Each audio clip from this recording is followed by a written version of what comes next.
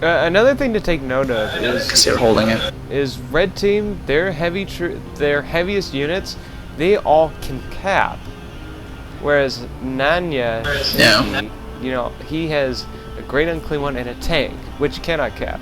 He hardly has any infantry out, so I think that probably played a difference. I mean, when you got heavy troops that can also cap and be like very powerful tanks in their own right, if you micro them and manage them well, that can also play a big difference.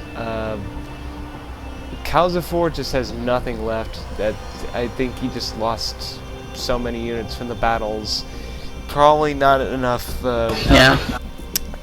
Definitely could have wished seen some more capping on his end, but it looked like everyone just, you know, Kalzifor and Nana both pulled out like heavy vehicle things, which are just big, slow-moving tanks.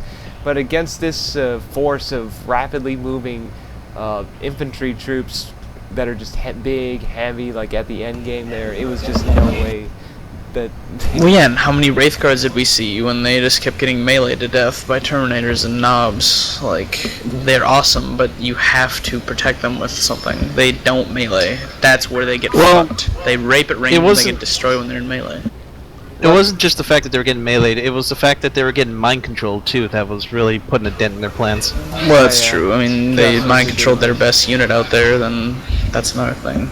But, I mean, I saw so many Wraith Guards die to melee, and there was nothing to protect them. Well, yeah, there was just not enough, like, that goes back to the whole thing I said. There's just not enough meat on the field to protect the Wraith Guard. Wraith Guard need to be covered by somebody, and there just wasn't people there. And when you look at what the red team did, they always had infantry out, and they always made sure that their army mostly was infantry, with very few tanks out.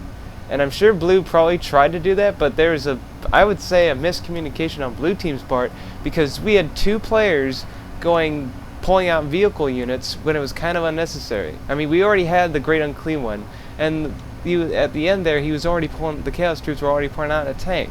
So really, they needed infantry out in the field. They did not need... And there was one Predator on the other team, and that was like the only vehicle?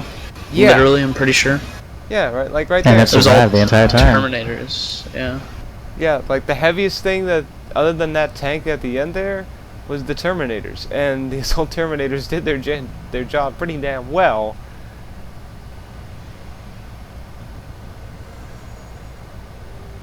That's why. Well, I mean, look at Mansolein. Look at how much manpower he has, or, you know, requisition.